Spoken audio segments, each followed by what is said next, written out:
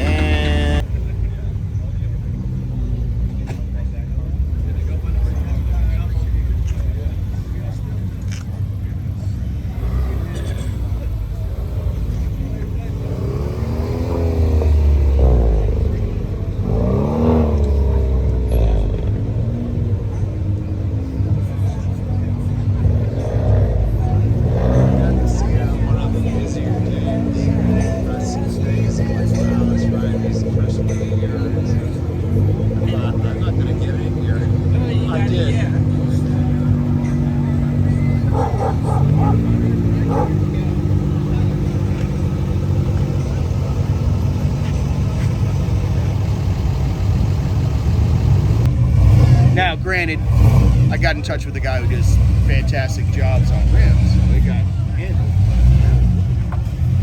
But yeah, so. But I wasted 11 months with Hendrick Porsche, and I realized that they cherry pick. They won't take an allocation.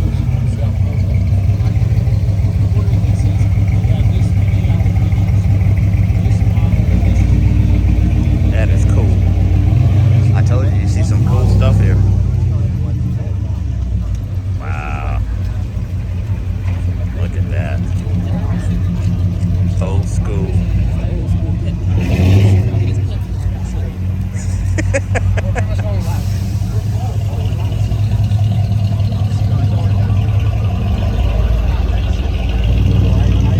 Hello, sweetheart. Good morning to you.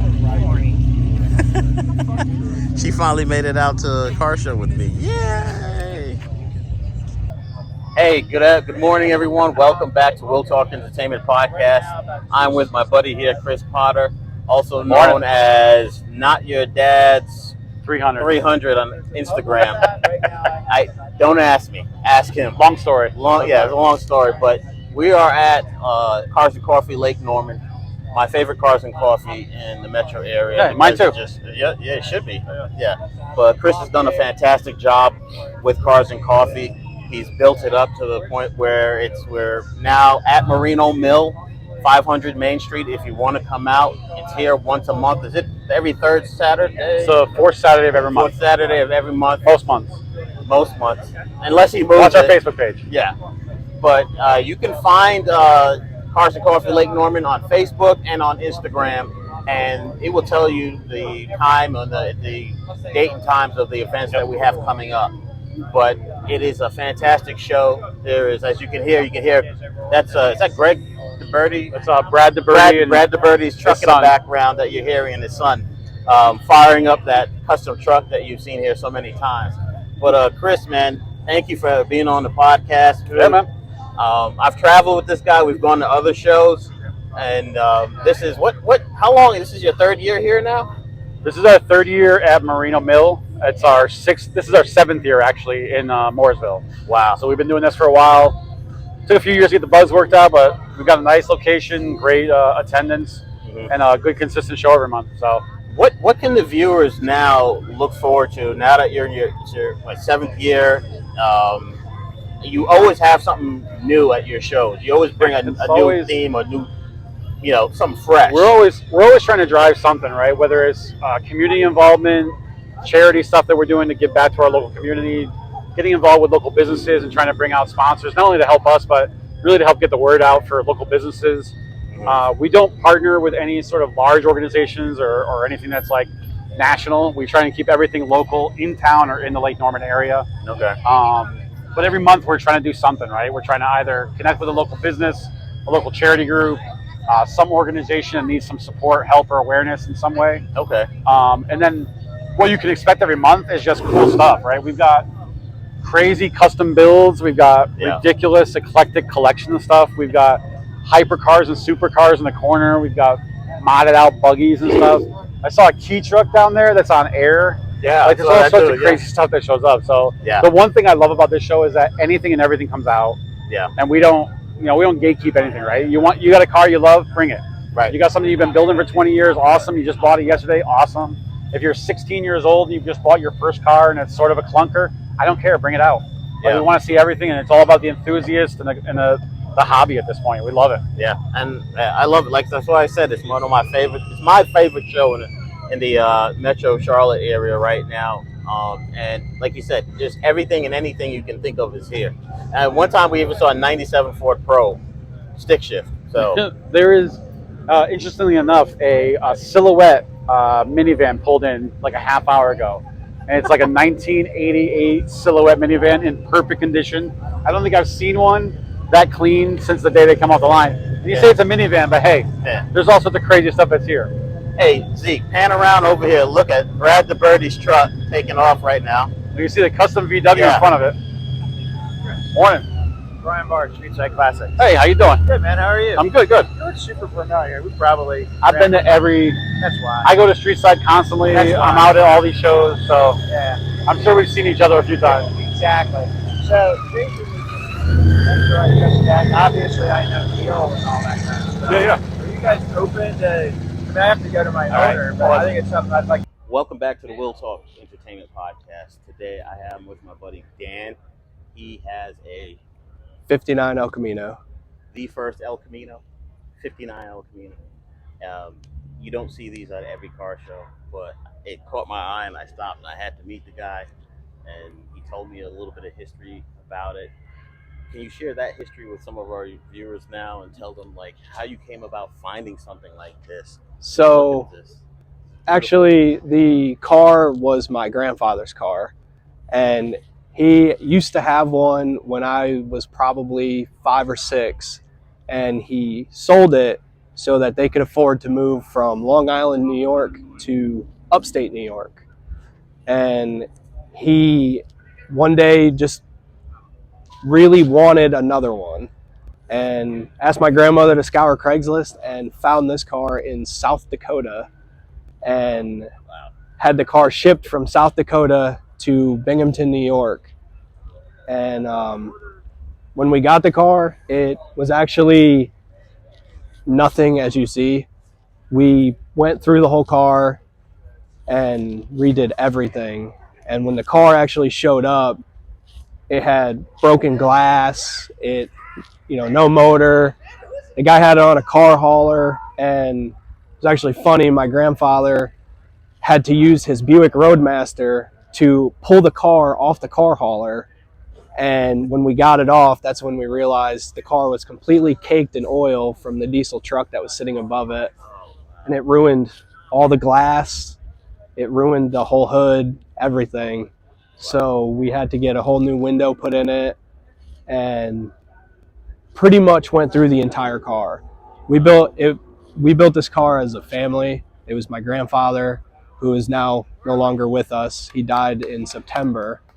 My mom, my mom's boyfriend, and myself, and we went through and basically gave him the car that he was always wanting again. The car, the funny story, the car, we had a guy that was going to paint it, and the guy never showed up. We couldn't figure out what happened, and I guess the unfunny part of the story is the guy had actually went hunting the day before and died of a heart attack in the woods. So it kind of blew my grandfather's mind. My grandfather was close friends with the guy. Wow. And so we had to find someone else to do the body work and do the paint. So the car took a lot longer to get done. So we got the paint and the body work done. My grandfather painted the dash himself. We had all the interior redone. It's a good car. It's a very good car. My father-in-law, actually, just before my grandpa died, he always wanted the rear to say Spanish Eyes, and my father-in-law actually painted that. He actually did all the pinstripe work for my grandpa. He did the little car in the back window for my grandpa. But my grandpa, just before he died, gave me the chance to get the car, and I figured it's the last car we'll ever build as a family with him. So I said, I'm not gonna I can't let it go to anyone else. Well, I don't know about you. I'm starting to get a little teary-eyed because it's like when you hear stories like that. Yeah. The last, I never got a chance to build a car with my dad. So Yep. to be able to do that with your granddad and it's it's still very hard for me to drive it. Yeah. I don't drive it often. Yeah. It just brings back a lot of memories of them, Yeah. And then actually on the inside, I still have. This is actually my grandfather's jacket that he used to wear. Wow. And the hat on the dash is actually my grandfather's hat. He used to wear that hat every car show. Yeah. Every car show he went to, he put that hat on. So I can't not bring the hat with me. Absolutely. And my grandfather is actually in that little cross right there on the mirror. So now he gets to ride with me everywhere I go. Wow. Yeah. Yep. Well, this is a beautiful car, Thank you. and the story actually makes it even more beautiful. Thank you. Thank you. Because it's something really special that you did with your family, and we appreciate you bringing it out today. Thank you. These are the kind of things that people love about what we do. Yep. Yep. This is what makes the car community what it is. Yep. If it wasn't for, my mom being such a car enthusiast, my grandfather being such a car enthusiast, I probably wouldn't have been into them. Yeah. Since literally the day I was born, I went straight out of the hospital, straight to a car show. Are you serious? Yep. As soon as they gave my mom the chance to release me, I left the hospital and started hitting up car shows. And here you are. Yep. Decades later, and you got a Still doing car it. that you built with your family, and you're out sharing this story with us, sharing it with everybody else. Yep. And Dan, we appreciate you bringing this car out. Thank you. God bless your granddad. Thank you. You could literally feel like he's right here. Yes. I can feel it. Yep. Yeah. It does. That's what a lot of people, I guess the average folks don't understand about the car community is they see this as just a vehicle, and it's not. This is our everything, This car means the world to people, Every car, whether I don't care if it's old, new, there's some story behind it, and these are the stories that We'll Talk Entertainment podcast is trying to get and bring to you. But Dan, thank you so much, buddy. Thank you. I Appreciate it. And do you have is there any way anybody can get in contact with you if they have questions? If they find something similar and they want to build it, like how could they get in touch to ask questions? I do have an Instagram. I don't have a Facebook. It's the Bearded One, TH Bearded One. Okay. Not the number one, but spelled out. Okay.